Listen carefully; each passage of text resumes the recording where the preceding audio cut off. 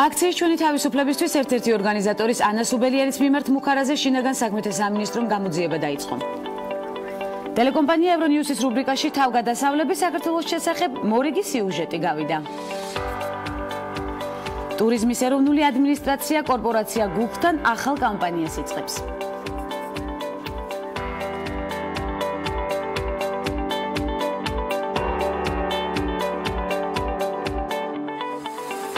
მორიგი ნარატივისთვის ვართ მზად, დღეს 17 მაისია, გილოცავთ ამაღლებას და ცხადია გისურვებთ წარმატებულ დღეს. ანონსის საშუალებით ვიგებთ დღევანდელი გადაცემის სტუმრების ვინაობას და ვიწყებთ ამბის თხრობას დილამშვიდობის. მორიგი ნარატივი და ხუთშაბათის სტუმრები. მარინა კურტანიძე, მეღვინე. ნინო ნანიტაშვილი და სალომე ვახტანგაძე. Women Touchmakers ბანაკის ორგანიზატორები. ეს ქალების ნარატივია გვანცალაღიძესთან ერთად. აქციის ჩვენი თავისუფლებისთვის ერთ-ერთი ორგანიზატორის ანა სუბელიანის მიმართ მუხარაზე შინაგან საქმეთა სამინისტრომ გამოძიება დაიწყო. გამოძიების დაწყების საფუძველი სუბელიანის მიერ მედიაში გავრცელებული ინფორმაცია გახდა. ანი სუბელიანმა ტელეკომპანია რუსთავიორის ეთერში თქვა, რომ მას 9 აპრილის მემორიალზე ცეკვის გამო ემუქრებიან. გამოძიება სისხლის სამართლის კოდექსის 151 მუხლით მიმდინარეობს, რაც მუხარას გულისხმობს. ანა სუბელიანის განცხადებით ის არაპირებს შეწყვიტოს ბრძოლა და შინაგან საქმეთა სამინისტროს მოუწოდებს, რომ დაიცვას მისი უსაფრთხოება. ტელეკომპანია ევრონიუსის რუბრიკაში თავგადასავლების საქართველოს შესახებ მორიგი სიუჟეტი გავიდა. სერია ქართული თავგადასავლები ოკაცეს კანიონის შესახებ მოუთხრობს მაყურებელს. ქუთაისის მახლობლად მდებარე ეს მხარე ცნობილია ღრმა კანიონებით, ტყის ტბებით და სხვა თვალწარმტაცი ბუნებრივი ღირსშესანიშნაობებით, ამბობს ევრონიუსის რეპორტიორი დენის ლოქტიერი. რეპორტაჟში აღნიშნულია, რომ ოკაცეს კანიონის თავზე გაჭიმული 800 მეტრის სიგრძის ბილიქს წელიწადში 150,000 ტურისტი სტუმრობს. რეპორტაჟის ავტორის თქმით, ასევე იმისთვის, რომ ეს ადგილი ტურისტებისთვის კიდევ უფრო მიმზიდველი გახდეს, ბილიკის გამჭვირვალე სავალი ნაწილის გაკეთება იგეგმება. ასევე ევრონიუსის ჟურნალისტი ექსტრემალური გართობის მოყვარულებს საქართველოს ყველაზე მაღალი ჩანჩქერიდან კანჩხადან დაშვებას სთავაზობს. აი ასეთი საამაყო ინფორმაცია ცხადია ევრონიუსის ფურცლებზე. ტურიზმის ეროვნული ადმინისტრაცია კორპორაცია გუგთან ახალ კამპანიას იწყებს. YouTube-ზე საქართველოს ტურისტულად მიმზიდველი ადგილების შესახებ სარეკლამო ვიდეორგოლები განთავსდება. ინფორმაციას ტურიზმის ეროვნული ადმინისტრაცია ავრცელებს. ვიდეორგოლები ზაფხულის ტურისტულ სეზონს მოიცავს. ახალი სარეკლამო კამპანია YouTube-ზე 29 მაისს დაიწყება და 29 აგვისტომდე გაგრძელდება კიდეც. ხელოვნების სასახლემ საერთაშორისო წარმატებას მიაღწია ქსოვილი საქართველოდან. სამეცნიერო კვლევითმა პროექტმა 2018 წლის ევროკავშირის კულტურული მემკვიდრეობის პრიზი ევროპა ნოსტრას ჯილდო მოიპოვა. აღიარება ნომინაციაში კონსერვაცია, კვლევა, განსაკუთრებული ღვაწლი განათლება, სწავლება და ცნობიერების ამაღლება 17 ქვეყნის 29 ლაურეატმა მოიპოვა. ასევე 13 ქართული ექსპორტიორი კომპანია საკვებისა და სასმელის პროდუქციის საერთაშორისო გამოფენა Sail China 2018-ზე წარადგენს. კომპანიები გამოფენაზე საქართველოს ეკონომიკისა და მდგრადი განვითარების სამინისტროს სააგენტოს აწარმოის საქართველოში მხარდაჭერით გაემგზავრნენ, რომელიც შანხაიში იმართება. სწორედ ეს მნიშვნელოვანი ღონისძიება აზიის უმსხვილესი საკვები ინოვაციების სავაჭრო გამოფენა გახლავთ. ღონისძიებას 110,000-ზე მეტი ვიზიტორი ყავს და წელს 3,400-ზე მეტი სასმელი და საკვები პროდუქციის ინდუსტრიაში მოქმედ საერთაშორისო კომპანიას აერთიანებს. გურამ დოჩანაშვილის სამოსელი პირველი გერმანულ ენაზე გამოიცემა. ამის შესახებ გერმანული ჰანსერ ლიტერატურველგე წერს. ქართული წიგნის ეროვნული ცენტრის მხარდაჭერით წიგნს გერმანული სწორედ ეს კომპანია გამოსცემს. თანამედროვე ქართველი კლასიკოსი მწერლის გურამ დოჩანიშვილის ყველაზე ცნობილი ნაწარმოებია სამოსელი პირველი თავგადასავლის მაძიებელი დომენიკოს ამბავს გვიყვება და ცხადია ასევე საამაყო ინფორმაცია, რომლის შედეგსაც აუცილებლად მოგაწვით ქალების ნარატივის არეალში. და ძლიერი ქალი და გასათვალისწინებელი ამბის თხრობა რესპონდენტისგან რამდენიმე წამში დაგველოდეთ.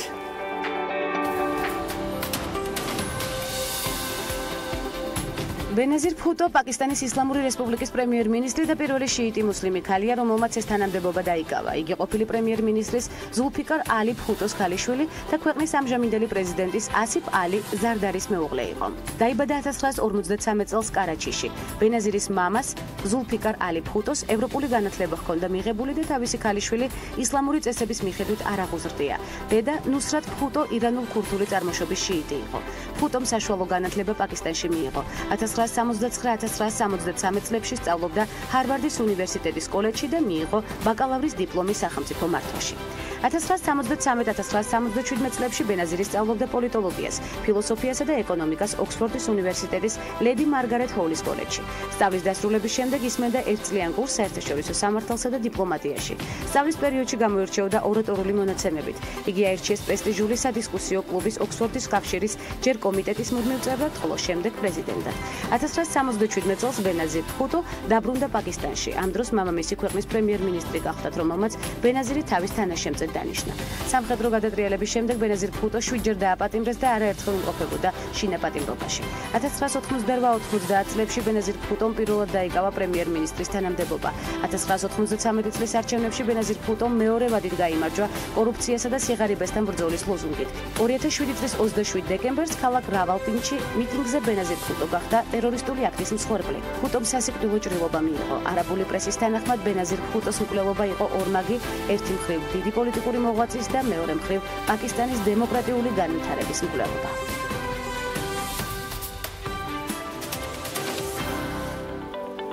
მიზანი სტერეოტიპების რღვევა და მარანში ისედაც მოფუსფუს ქალების ჭრდილიდან გამოყვანა. პირველი ღვინის კომპანია, რომელიც ქალებს ეკუთვნით კრეატივი ბიზნესში და შედეგიანი მსუყე გამოცდილება კიდევ მრავალ სფეროში. მარინა კურტანიძე მეღვინე ნარატივით, რა თქმა უნდა, მნიშვნელოვანი ინფორმაციის მოსაწოდებლად, უღრმესი მადლობა მოგზაურობისთვის და წინასწარ ძალიან საინტერესო ნარატივისთვის, რომელიც ნამდვილად იგეგმება და შედეგსაც სულ მალე დავინახავთ. არასამთავრობო ორგანიზაციებში მუშაობის გამოცდილება ეს აუცილებლად უნდა აღვნიშნო, ასევე ზოოპარკში ცხოველებთან ურთიერთობით მიღებული უდიდესი სიამოვნება, მე ასე ვფიქრობ, და კრეატიული ბიზნესი, რომელიც დღითი დღე ვითარდება და სხვათა შორის სხვადასხვა პროფესიებსაც უკავშირდება, უკვე ერთიანად ხდება თქვენი პროფესიების მოქცევა ძალიან მნიშვნელოვან წარმატების ჭურჭელში. რამ განაპირობა სწრაფვა, მანდილის ღვინისკენ ჯერ ჩვენ გვახსოვს კარგად მანდილის წარმატება და შემდეგ როგორ განვითარდა მოვლენები ღვინის ბიზნესში. გამარჯობათ, დიდი მადლობა მოწვევისთვის, გილოცავთ დღევანდელ დღეს. მადლობა. ასევე დავიწყოთ ალბათ თავიდან იმ არასამთავროებიდან, რომლიდანაც დაიწყო ჩვენი გზა, რომელიც ფაქტიურად ერთ-ერთი პირველი არასამთავრობო იყო საქართველოში, ელკანა, რომელსაც ძალიან ბევრი მოგვცა იმ მხრივ, რომ მივხვდით რა იყო სწორი, როგორ უნდა ყოფილიყო ის სწორი ეკოლოგიური სოფლის მეურნეობა, ეს იყო ჯერ კიდევ 98 წელში, როცა ფაქტიურად არსად არაფერი არ ხდებოდა. დაიწყო მანდ აი ამ პერიოდიდან პირველ რიგში შეიცვალა შეხედულებები, ცნობიერება და პრინციპში განისაზღვრა მიზანი, რომ ის ეკოლოგიური სოფლის მეურნეობა და სუფთა გარემო იყო ის მომავალი, რაც ჭირდებოდა საქართველოს განვითარებას, ეკონომიკისათვის, საქართველოს. ხო, და დავიწყეთ მანდედან, დაიწყო ღვინო ყოველთვის არსებობდა ოჯახში, ეს მე მგონი საქართველოში ჩვეულებრივი ამბავია, ყველა ოჯახში ღვინის არსებობა და ყველა აკეთებს ამას. უბრალოდ ნელა-ნელა ეს ოჯახურ ბიზნესად 2003 წლიდან დაიწყო. ჯერ დაიწყო 98-დან, როცა ვენახები გახდა ეკოლოგიური, მერე დაიწყო 2003-დან, როცა უკვე ბოთლში ჩამოისხა პირველი ღვინო, ოჯახის ჩემი მეუღლის სახელით და აქედან დაიწყო ეს ყველაფერი, მაგრამ მოგეხსენებათ ესეთი საქმე ოჯახში როცა კეთდება, ის ერთი ადამიანის საქმე არა, ეს არის ოჯახის საქმე და თავიდან ბოლომდე ბავშვები ან მშობლებიან ყველა იყო ჩართული. ოჯახს ემატება კიდევ სხვადასხვა წევრები, ბიზნეს გულისხმობს სხვადასხვა მიმართულებით, აი სწორედ ზოოპარკთან მინდა კავშირი გავავლო, ღვინის ბიზნესისა და თქვენი ზოოპარკის საყვარელი სამუშაო, ნამდვილად საყვარელია დარწმუნებული ვარ. სტრესის მოხსნისთვისაც განსაკუთრებით მნიშვნელოვანი, ამაშიც აბსოლუტურად დარწმუნებული ვარ. როგორ განვითარდა სწორედ ზოოპარკის ამბავი, ამბის თხრობა ღვინის ბიზნესში? სიახლეზე მინდა გავამახვილოთ ყურადღება. გასაგებია, ზოოპარკი ნამდვილად თვლი, რომ ჩემთვის აი სულის ნაწილია ჩემი ცხოვრების და ჩემი სულის და საკმაოდ დიდი დრო მაქვს უკვე გატარებული, შეიძლება ითქვას 12 წელია ზოოპარკში ვარ და საკმაოდ სასიამოვნო სამუშაოა, იმიტომ რომ მართლა ხარ აბსოლუტურად სხვა გარემოში, აბსოლუტურად აპოლიტიკური სივრცეა და სტრესული გარემო არ არის. აი ნამდვილად იცით რა ხდება, წყვდები იმ რეალობას და გარემოს, რომელიც ძალიან სასიამოვნოა. ახლა მიდის პრინციპში უკვე დამთავრდა ღვინის რებრენდინგი. და ახალი ეტიკეტით წარდგება. მანდილიდან გადავინაცვლეთ? ნუ ალბათ სავარაუდოდ ჟირაფი ან მარინას მწვანე ერქმევა. იმიტომ რომ ეს იქნება ჟირაფი, რომელიც დახატული იქნება ყურძნის მარცვლებით. ნახე ძალიან ლამაზი და კარგი ნახატი გამოვიდა, კრეატიული და აერთიანებს ორ პროფესიას. საინტერესო არის ის, რომ ეს ნახატი ძალიან სპონტანურად შეიქმნა და შექმნა ჩვენი მეგობრის ბავშვმა. ნუ უბრალოდ იდეა იქიდან წამოვიდა. ეს ბავშვი ყურძნის მარცვლებს ჭყლიტავდა და მერე ფურცელზე ხატავდა. და აი აქედან გაჩნდა. ეს არის აი ამ მარცვლებით ფურცლებზე დახატული ეს ჟირაფი. ნუ საინტერესო მოვიკითხავთ ამ არაჩვეულებრივად კრეატიულ ბავშვს, რომელმაც გვიბიძგა ბრენდინგისკენ ეს ძალიან საინტერესო იყო. ჟირაფის იდეა სულ მქონდა და სულ ტრიალებდა, იმიტომ რომ ჟირაფი არის ცხოველი, რომელიც თბილისის ზოოპარკში არ ყოფილა არასოდეს და რომელიც არის, იცით როგორ ცხოველი, ამაზე დაიწერა კიდევაც, რომ ყველას გონია, რომ ჟირაფი ყავს ცოცხლად ნანახი. პირდაპირ ნანახი, ასე ვთქვათ, ლაივში. მაგრამ ასე არ არის, ძალიან ბევრი ადამიანს მართლა არ ყავს ნანახი, მაგრამ იშვიათად როგორ გვეუბნება ეს ცხოველი საზოგადოებაში. აი ყავს ნანახი თქვენ ზოოპარკში, აი იქ იჯდა იმ ვოლიერში, აი იმის გვერდზე. ამ დროს მართლა არ ყოფილა და ეს იდეაც არსებობდა, რომ ეს არის ძალიან ეფექტური, ძალიან დასამახსოვრებელი, ძალიან ძლიერი, შარმიანი და ამ დროს ძალიან კეთილი ცხოველი, რომელიც ნუ პრინციპში და კარგია რომ ღვინის ბიზნესშიც ინტეგრირდება და ასე კეთილად და კარგად დავაგემოვნებთ სასარგებლო პროდუქტს. რამდენად გქონდათ სტერეოტიპული მიდგომების სიმრავლე ბიზნესის შენებისას? მანდილს გულისხმობ პირველ ეტაპზე სწორედ ღვინის ბიზნესში, როდესაც შეაბიჭეთ, იმიტომ რომ ხალი მეღვინე. ყოფილა ასეთი სტერეოტიპული მიდგომები დამეთანხმებით ალბათ. კი, ყოფილა. ხშირად გვხვდებოდათ ასეთი გამოთქმები, ხალხს რა უნდა ღვინის ბიზნესში? ახლაც არის ალაგ-ალაგ, მაგრამ უფრო ხუმრობანარე ტონით არის ეს ყველაფერი, მაგრამ თავიდან იყო, ნუ ძალიან სკეპტიკური დამოკიდებულება, ძალიან ხშირ შემთხვევაში იყო, იცით როგორი დამოკიდებულება, საერთოდ ამ ღვინოს არ დავლებ.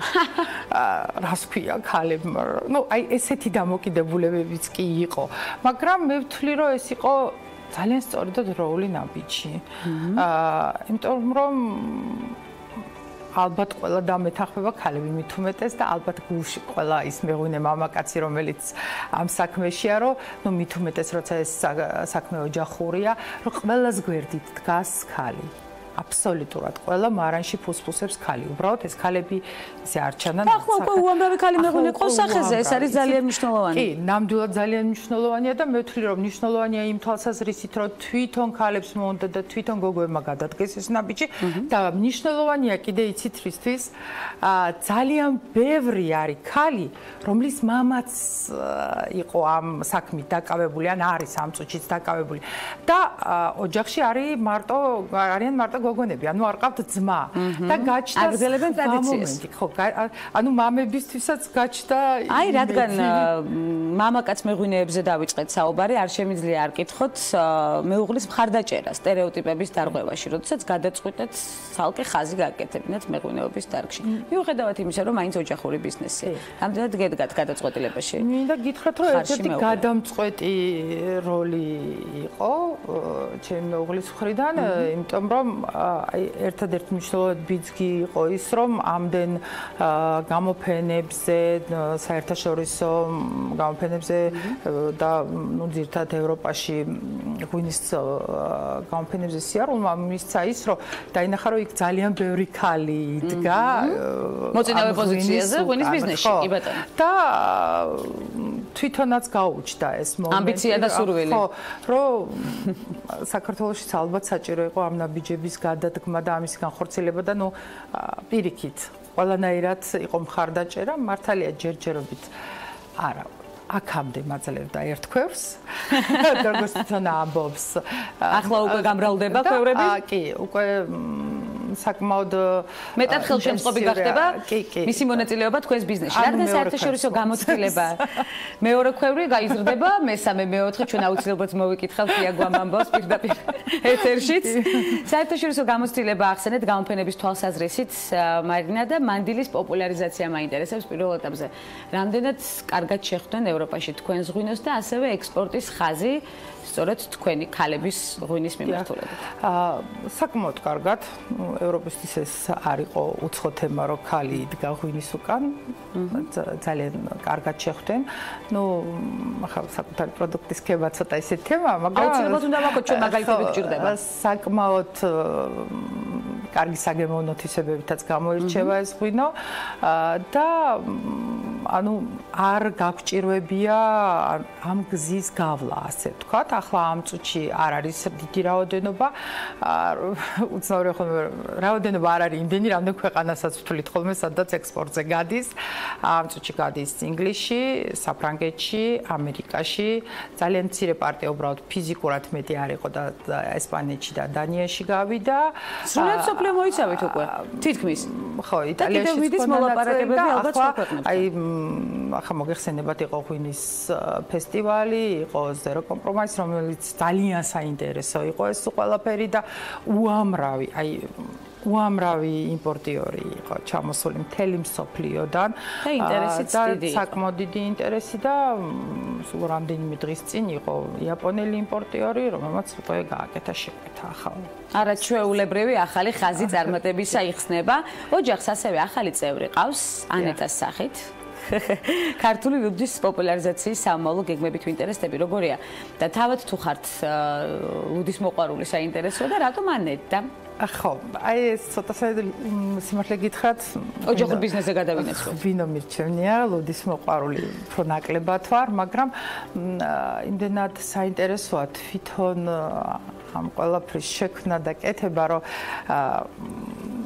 ამ ხრივ დავინტერესდი ლუდით კი ეს ხდება აბსოლუტურად ესეც ოჯახური ტრადიციებით ეს არის ანეტა იყო იაგოს ბებია რომელიც იყო ძალიან ყოჩაღი და მშრომელი ადამიანი რომელიც თავისი ხელით ხარშავდა ყოველ წელს ეს იყო ოჯახური ტრადიცია ამ ლუდს და ეს თემა არასვენებდა იაგოს ნუ ბებია გარდაიცვალა უკვე 10 წელია და იაგოს არასვენებდა ეს თემა და იმ ბავშვობის გემოების თემა რაც ახსენდებოდა და ტკბილად ახსენდებოდა და აქედან წამოვიდა ლუდსაც სახელი ზუსტად აქედან შეერჩა და ეტიკეტზე ასე ვთქვათ ბებიას ხელებია და ხატული. საინტერესო მიმართულება რომელიც სულ ახლახანს ჩაეშვა გაყიდვაში არის უკვე გაყიდვაში ჯერ არ გამოსულა ჯერ პირველი პარტია იყო რომელიც ძირითადად სამეგობროს მიერ დაგემოვნებით შემოიფარგლება. ახთოვანებული სამეგობრო იყო დარწმუნებული ვარ, კიდევ ბევრი გჭირდება ასეთიო. და ახლა ნელა-ნელა უკვე დაიწყება ამის წარმოება,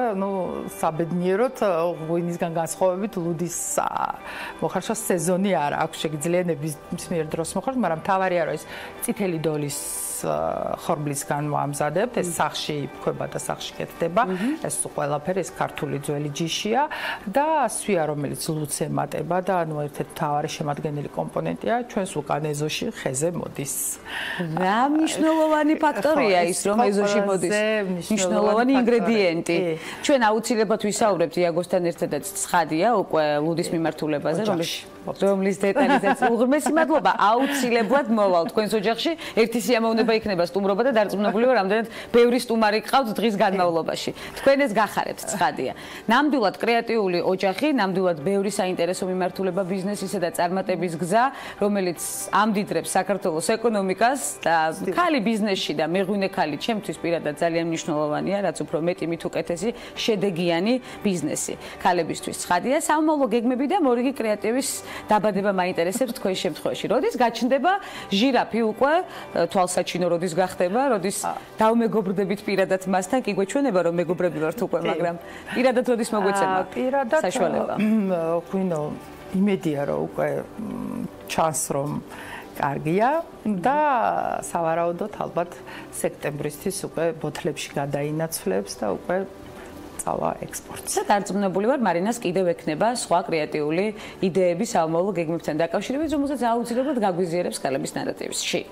მე ამის პირობა დავიტოვე. ახლა ღვინო არ გვაქვს და არც ხუდი, შევოგთავაზებთ პალედეტეს ჩაის მიირთვით. დიდი მადლობა მოგზანებისთვის. მარინა კურტანიძე მეღვინე სტუმრობდა გადაცემას ქალების ნარატივი, მამოტივირებელი და მნიშვნელოვანი დიალოგით. ცხადია, ველოდებით მას კვლავ ქალების ნარატივის სერიალში. დროა უკვე მცირე სარეკლამო ბლოგზე გავიდეთ და მორიგ საინტერესო სტუმრებს შევხვდეთ და გველოდეთ.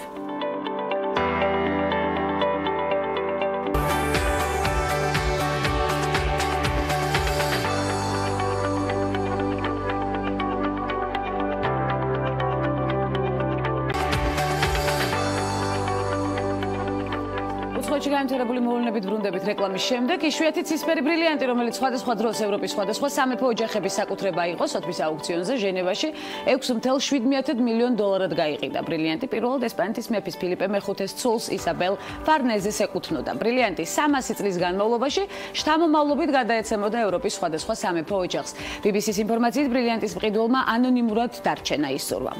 პაბლო პიკასოს ავტოპორტრეტის სახელწოდებით მეზღვაური ნიუ-იორკის კრისტის აუქციონიდან მოხსნეს მიზეზი შედევრის დაზიანება გახდა, რის გამოც ის რესტავრაციაზე წაიღეს. ამის შესახებ ბლუმბერგი წერს, შედევრი 11 მაისს აუქციონამდე რამდენიმე დღით ადრე დაზიანდა, თუმცა მომხდარის დეტალები არ ხმაურდება.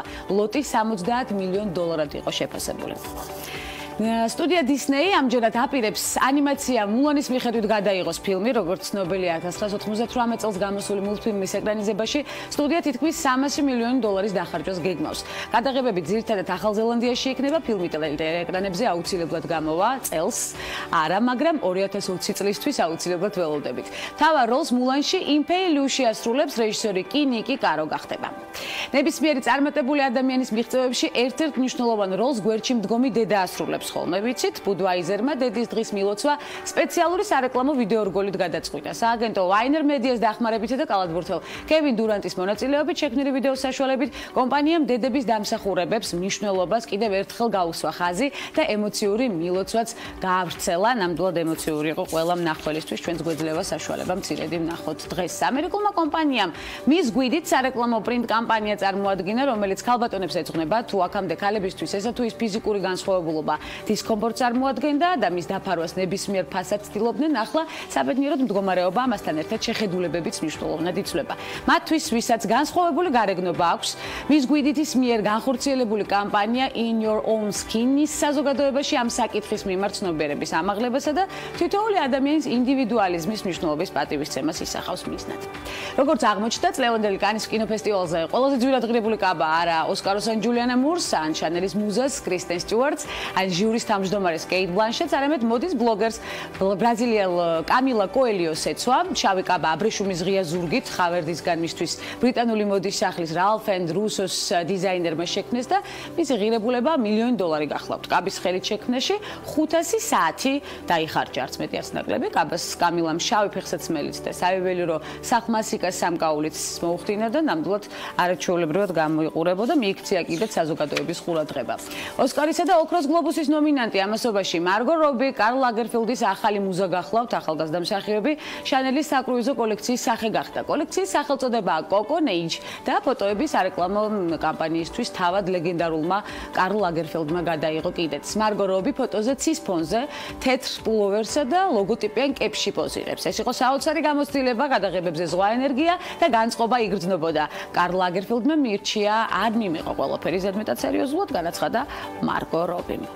და სასარგებლო ინფორმაციისთვის ვემზადებით, ვხვდებით სტუმრებს, რომლებიც მზად არიან მნიშვნელოვანის გადმოცემისთვის. რამდენიმე წამში დაგველოდით.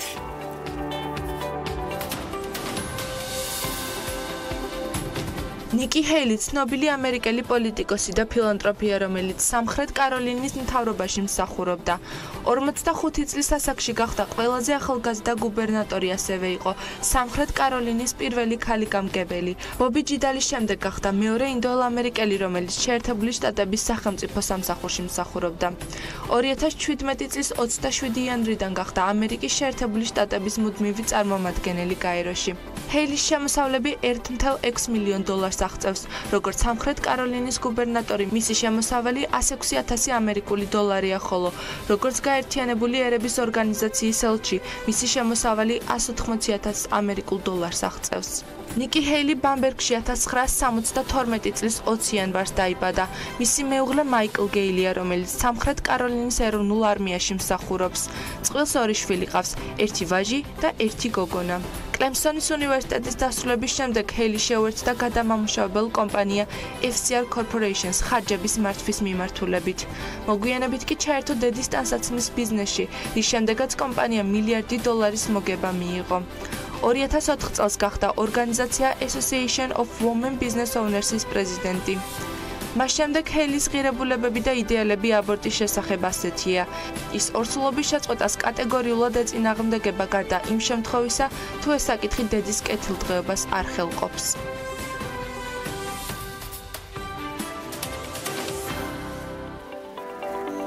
სპეციალურად გოგონებისა და ქალებისთვის შექმნილი Google-ის ინიციატივა სასარგებლო ვორქშოპი, ინტერაქტივით, კომპიუტერული ტექნოლოგიები და სხვა მნიშვნელოვანი მიმართულებებით. ნინო ნანიტაშვილი და სალომე ვახტანგაძე Women Tech Makers-ის ორგანიზატორები მომგებიანი ნარატივით ცხადია. გადაცემაში მოგეს სალმებით, უღრმესი მადლობა მობრძანებისთვის.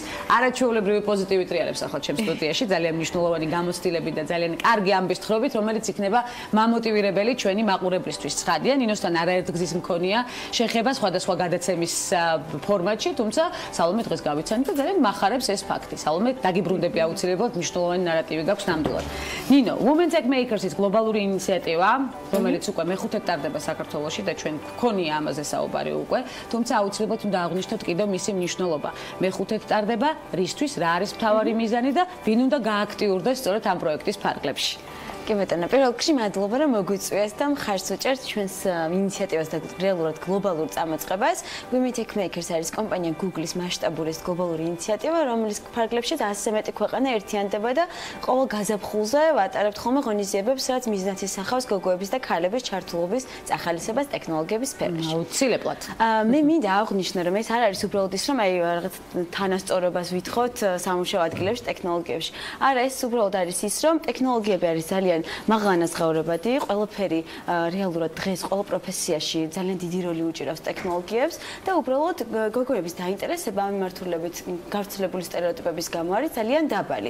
ანუ მაგალითად თუ არის ძალიან ბევრი ეს თქვა მაგალითი, რომ თქვა თუნდაც სკოლის მასწავლებლები ნაკლებად ახალისებენ იმ გოგონებს, რომლებიც კარგად სწავლობენ მათემატიკას და სხვა სამეცნიერო საგნებს, თუ კარგად სწავლობს შეიძლება ბიჭის ტვინიც გაქვს და არაერთხელ გქონია ესეთი შემთხვევები და გაგვიხილავს კიდეც ქალების ნარატივში მსგავსი შემთხვევები. მიზანი არის ის, რომ გოგოებს ვაჩვენოთ, თუ რამდენად მნიშვნელოვანი და საინტერესო შეიძლება იყოს პროფესიები ამ მიმართულებით. თუმცა, ნინო, არის ძალიან დიდი ინტერესი უკვე გოგოების მხრიდან საქართველოში გულისხმობ, მსოფლიოში მით უმეტეს, იმიტომ რომ საქართველოში ძალიან ბევრი გოგოა დაინტერესებული სწორედ ტექნოლოგიებით და მუშაობს, ასევე საქართველოში ამისთვის უამრავი ჰაბია შექმნილი და უამრავი შედეგიანი პროექტი და ნამუშევრიც გაგვიხილავს პირდაპირ ეთერში. თქვენი დაკვირვებით, აი 5 წლის განმავლობაში, 5 წლიანი უკვე ისტორია აქვს ამ მნიშვნელოვან ღონისძიებას, რამდენად გაიზარდა მსურველთა და ინტერესის რაოდენობა სწორედ ამ სფეროში ქალების მიერ. კი ბატონო, მე ვფიქრობ, რომ ძალიან გაიზარდა, არა მხოლოდ ჩვენი ინიციატივის ფარგლებში, არამედ ძალიან სასიხარულო არის, რომ სხვა კომპანიები, სხვა ორგანიზაციებიც უერთდებიან ამ კამპანიას, იმიტომ რომ ეს არ არის უბრალოდ საქართველოს ეს თქვათ რეალობა, ეს არის სოფლიო რეალობა, რომ თქვათ ქალების წილი შეიძლება 10%-იც არ იყოს ტექნოლოგიებში, მაშინ როდესაც იკარგება რეალურად რესურსი ამ ძალიან ცოდნის ეს თქვათ ექსპერტობის ამბავში. წელსაც მე მიხარია, რომ ჩვენი ინიციატივა არა მხოლოდ ჩვენ განვახორციელა და შემოგვერთდა საგანმანათლებლო სექტორიც, მაგალითად თავისუფალი უნივერსიტეტი, სახელმწიფომ დაგვიჭირა მხარიჯი და თბილისის მერია და ასევე რაც ძალიან მნიშვნელოვანი არის, რომ კერძო სექტორიც აქტიურად ჩაერთო ტერაბანკის შემთხვევაში ამ კონკრეტულ წელს და მე ვფიქრობ, რომ ჩვენ წელს და შარშან აურჩიეთ სხვა განსაკუთრებული ეს თქვა სამიზნე აუდიტორია, აქამდე თუ უბრალოდ ვატარებდით ფართო აუდიტორიაზე ღონისძიებებს, ეხლა აქცენტი გვაქვს სკოლის მოსწავლე გოგოებზე. არაჩვეულებრივი აქცენტია. მართლა ძალიან გვიხარია ჩვენთვისაც ძალიან მნიშვნელოვანია ხოლმე ესეთი სახის ღონისძიება. მინდა ვთქვა, რომ სოფლიოში საქართველოში ერთადერთი women tech makers ინიციატივა ვართ, რომელიც ბანაკებს აწყობს და ამიტომ ძალიან მოვუწევთ Google-საც და ეს ვთქვათ ხარს გვიჭერს და ეს აქ რეალურად გზნობთ იმ სარგებელს, რაც შეიძლება მოუტანოთ გოგონებს. ჩვენ წელს გვყავდა შარშანდელი მონაწილეებიც და მათი ეს ვთქვათ საუბარი იმდენად სამაგონებელი იყო, რომ რა მიიღეს და რამდენიმე გადაწყვიტა თუნდაც რომ გახდეს პროგრამისტი ან რამდენად სრულ წარმოდგენები ქონათ, რომ ეს არის მოსაბეზრებელი, მოსაწყენი არასოციალური პროფესია და ამ დროს ჩვენ გვყავს ძალიან მაგარი მაგალითები, მაგალითად სალომე თვითონ, როგორც ძალიან წარმატებული ახლა Google-ს რამდენად უყვარვართ ჩვენ, იმიტომ რომ სალომეს აქვს 5 წლიანი გამოცდილება Google-ში მუშაობისა, არა მხოლოდ ბლოკჩეინი მის ხარჯზე, ასევე ლექტორი გახლავთ სალომე ძალიან მნიშვნელოვან საგანს და მიმართულებას ასწავლის სტუდენტებს, სტუდენტებთან ურთიერთობა კიდევ მნიშვნელოვანია, როდესაც ასეთი გამოცდილება გაქვს საერთაშორისო. მოგვიყევით თქვენი 5 წლიანი მუშაობის შესახებ უცხოეთში, ახლაც აგრძელებთ პარალელურად სხვა მიმართულებებით თუ სხვადასხვა რეგალიებით მუშაობას, მე შეიძლება დავიბნე კიდეც რამდენი მიმართულებაა და რომელი ერთი ჩამოვთვალო და საქართველოში რეალიზება რა იყო თქვენი მთავარი მამოტივირებელი სწორედ სტუდენტებთან ურთიერთობისას? ხო, კარგი, დავიწყებ ანუ Google-ის. უყვარვართ Google-ს. დავსვით კითხვა. ჩვენ უყვარვართ როგორც ნინო თქვა რომ ჩვენ Google-ს ძალიან მოვწონვართო, ჩვენ პროექტებზე ვსაუბრობდით. ხო, არ გვისმენდა ამ დროს. არა, კი გისმენთ, კი, მაგრამ რაღაცეებში არ უყვარვართ და არ გვიკეთებს კარგ სერვისებს Google Play-ს და ასე შემდეგ. ხო, ეს ეხა ფაქტი არის, რომ Google-ის რაღაც და ამერი სერვისი საქართველოში ჯერ არ არის, იმიტომ რომ ალბათ Google-ი ორიენტაციას აკეთებს imაზე, რომ სადაც არის დიდი მარკეტი და საქართველოს ამაში ჯერ არ შედის, მაგრამ მივიწევთ ამისკენ ნაბიჯები ქართველის ანუ ინიციატივით და ამ შემდეგ ამაში პროგრესი გვაქვს. რაც შეეხება ჩემ გამოცდილებას Google-ში, ხო 5 წელი მუშაობდი, 3 წელი მუშაობდი Google-ის საძიებო სისტემაზე, რაც ძალიან საინტერესო იყო ჩემთვის, იმიტომ რომ საძიებო სისტემა მაგალითად ძალიან მთავარი პროდუქტია, ეხლა როგორც იცით და შესაბამისად Google-ის აი ყველა ტექნოლოგია რაც აქვს, ყველაფერს ვეხებოდი, როცა იქ მუშაობდი, ასე რომ ეს ჩემთვის ახალი უნივერსიტეტი, როგორც კი დავამთავრე, ეგრევე დავიწყე Google-ში მუშაობა და ძალიან ერთ-ერთი მნიშვნელოვანი ალმა მატერია რა, მე თუ ჩამოვთვლით რაღაც თბილისის სახელმწიფო უნივერსიტეტს, შემდეგ რაღაც ნიუ-იორკის უნივერსიტეტს, ალბათ Google-ის იქ მუშაობაც, გამოცდილებაც არის ანუ ყველაზე და ნამდვილად საქართველოს პოპულარიზაციასაც ახდენდით ალბათ Google-ში თანამშრომლებთან. საქართველოს სისტემაზე როდესაც მუშაობთ, ეს აუცილებელია დამეწა. საქართველოს პოპულარიზაციას ვახდენდი კი, როდესაც ანუ ძალიან რთულია რომ ვერ მიხვდე მე საიდან ვარ, იმიტომ რომ ტატუ მაქვს საქართველოსი და გამარჯობასაც მართლა კი არ მიმიქცევია ყურადღება. გამარჯობასაც ადამიანი მეუბნება, მე რაღაც მეორე იდახს უწევთ ეგრევე, ხო? ეგრევე იწყება საქართველოსზე ლაპარაკი. ძალიან რთულია ჩემთვის ავიცილო ამ თემაზე ლაპარაკი. ხო, შემდეგ 2 წელი კიდევ მუშაობდი, ეს Google Ideas ერქვა მაშინ ხეთ იქ ქვია, რაც ჩვენ მუშაობდით, ანუ მსოფლიოს პრობლემა, გეოპოლიტიკურ პრობლემებს უყურებდით და როგორ შეიძლება ტექნოლოგიებით ამ პრობლემების გადაჭრა და ეს ძალიან საინტერესო გამოცდილება იყო და ჩვენ ახლა ბავშვებსაც რო ჩვენ მქონდა ურთიერთობა ბანაკის ფარგლებში, ანუ მთელი ბანაკის განმავლობაში ამის ახსნას ვცდილობდით, რომ იცი რა არ აქვს მნიშვნელობა შენ მაგალითად რა პრობლემა არის შენთვის ძალიან მნიშვნელოვანი, ან რა არის შენი ინტერესის სფერო, აი ტექნოლოგია შეიძლება ბევრ რაღაცაში გამოიყენო, ხო? ანუ ყველაფერი შეიძლება გამოიყენო და მით უმეტეს ახლა გეოპოლიტიკურ პრობლემების ტექნოლოგიებით გადაჭრა ბევრ ადამიანს არ მოდის თავში, მაგრამ ესეც დავინახე რა ხო საერთაშორისო მაგალითები და დანერგვა აუცილებელი რეალიზება საქართველოში ამისა. სტუდენტები რამდენად დაინტერესებულები არიან გოგონების სწორედ ტექნოლოგიებით? პირველ რიგში მინდა ვთქვა, რომ ჩემი სტუდენტები არიან არ ვიცი, საოცარი იმედის მომცემები რა. ყველა წელს არის რამდენიმე ისეთი სტუდენტი, რომ ერთ 5 წელიწადში თუ არ მაჯობებენ, ძალიან მეწყინება რა. ლექციაზე კარგი ფორმულირება იყო. მოგიწოდებთ პირდაპირ ქალების ნარატივიდან აუცილებლად უნდა აჯობოთ სალომეს, იმიტომ რომ გაუცრუდება მას უბრალოდ იმედები და არ ვაპატიებთ არაფერს. ძალიან ჭკვიანები არიან და თავისუფალ უნივერსიტეტს ალბათ ბევრი ღირსება აქვს და ლექტორები და ამ შემდეგ, მაგრამ თვითონ ეს სტუდენტები არიან ძალიან დიდი ფასეულობა, იმიტომ რომ ერთმანეთისგანაც იმას სწავლობ, იმიტომ რომ მეც ვსწავლობ იმათგან, ისეთ ჭკვიანები არიან. სტუდენტებთან ურთიერთობა სასიამოვნოა. ხო, ძალიან. რაც შეეხება ქალების, ანუ ვერ ვიტყვი, რომ მე მგონი რომ რაოდენობით ბიჭები უფრო მეტი არიან ვიდრე გოგოები, მაგრამ ვერ ვიტყვი რომ დონით რამე განსხვავება, ანუ გოგოებიც ძალიან კარგები და ჩემს საგანში ყოველ შემთხვევაში გამორჩეული იყვნენ გოგოები, თუმცა რაღაცა ის სპეციფიკებში რაღაც განსხვავება არის, იცით, აი რაღაცა აი ეხლა რთული არის ეს რომ ავხსნა ისე რომ რაღაც არაპროგრამისტებმა გაიგონ, მაგრამ ძალიან თვალშისაცემია ეს განსხვავება, ანუ აი მაგალითად თავიდან როდესაც ისეთი დავალება ჰქონდათ, რომელიც ანუ ხელით რაღაცა თეორიული მტკიცება უნდა ეკეთებინათ, გოგოები იყვნენ ბევრად უკეთესები ვიდრე ბიჭები. და ეს როგორც წესი გამოწვეული იყო ალბათ იმით, მე ესე ავხსენი ყოველ შემთხვევაში, რომ აი მაგალითად ბიჭები რაღაცას წერდნენ და არ ამტკიცებდნენ. აი უბრალოდ ბიჭები მიჩვეულები არიან, რომ ამბობენ და გასდით და ანუ გოგოები ალბათ ჩვენ მიჩვეულები ვართ და თუ კარგად არ დაამტკიცებთ პრობლემა. სულ სხვა სენსიტიურ თემას შეეხო ახლა სალომე უკვე. ხო და გოგოები მიჩვეულები ვართ თუ კარგად არ დაამტკიცა, ისე არ გაუდის რა, კარგად უნდა დაამტკიცოს და აი ამ დასაბუთება სჭირდება აუცილებლად გოგოს ნებისმიერ შემთხვევაში. იყო ძალიან მკვეთრი განსხვავება პირველ რამდენიმე დავალებაში. აუცილებელია როგორც გოგონებისთვის, ასე ბიჭებისთვის ცხადია, ძალიან მნიშვნელოვანი თემა შეეხეთ, რომელსაც ცალკე გადაცემა უნდა დაუთმოთ და აუცილებლად იქნებით მოწვეული, მე იმედი მაქვს, თუ კომფორტულად იგრძნობს თავს. ცხადია, თქვენ ამავდროულად ახერხებთ კიდევ სხვა სამუშაო ლოკაციების შეთავსებას, ამაზეც მოგვიწევს შემდეგ საუბარი. კონკრეტულ ვორქშოპზე რა იქნება განსხვავებული, ნინო მოგიბრუნდებით და მხარდამჭერები უკვე გავიარეთ, რომ მნიშვნელოვანია, სწორედ კერძო სექტორის ჩართულობა, სახელმწიფოს ჩართულობა, რა არის განმასხვავებელი მეხუთე უკვე ასეთი ღონისძიებისა, როდესაც გვაქვს ამხელა შედეგი და ამხელა ჩართულობა და ინტერესი საქართველოში. მე ეჭვი მაქვს, რომ პირველ ეტაპზე ასეთი ინტერესი არ იქნებოდა პირველი ღონისძიების ეტაპზე სიმართლე გითხრათ, ამ თემაზე რო საუბრობთ, ცოტა სასაცილოც ანუ არ იგონათ, რომ რამე პრობლემა არის ან რამე მხარდაჭერა ჭირდება ამ მიმართულებით. წლევანდელი ღონისძიების განსხვავება ერთადერთი ის არის, რომ ჩვენ თუ შარშან ბანაკი გავაკეთეთ, თქვა ბანაკის დროს მინდა აღვნიშნო ასევე, რომ როდესაც ვაკეთებთ ბანაკს სკოლის მოსწავლეებისთვის, მაქსიმალურად ვცდილობთ, რომ მოვიცვათ საქართველოს ყველა რეგიონი. ან წელს მაგალითად მონაწილეები გვყავდა 24 სხვადასხვა ქალაქიდან თუ სოფლიდან და მონაწილეებს 80 მონაწილეს ნახევარი არ იყო თბილისიდან. ანუ ეს გვინდა რომ მკვეთრად ხაზი გაუსვათ, ასევე მინდა ხაზი გაუსვა, რომ ჩვენი ბანაკი არის ყოველთვის უფასო, იმიტომ რომ არ გვინდა რომ აი მატერიალურ შესაძლებლობაზე იყოს დამოკიდებული ის თუ რამდენად მოახერხებენ ტექნოლოგიებს ეზიარონ, ესე ვთქვათ. წელს განსხვავება იყო ის, რომ მაგალითად ჩარშან თუ ფაბრიკაში ჩავატარეს და მხოლოდ რაღაც რეგიონებიდან ჩამოსული მონაწილეები რჩებოდნენ, წელს ყველანი ერთად წავიყვანეთ ბაზალეთის ტრეინინგ ცენტრში და ძალიან კარგი მუხტი ტრიალებდა, ანუ მართლა ბანაკური განწყობა იყო, ყავდა 14 სპიკერი, გოგოებიც, ბიჭებიც, მენტორები ყავდა, ასევე ძალიან კარგი სტუდენტები და მე ვფიქრობ, რომ ეს მაგალითის მიმცემი ადამიანები, არა მხოლოდ ქალები, არამედ კაცებიც ესეთ ღონისძიებებზე არის ძალიან მნიშვნელოვანი.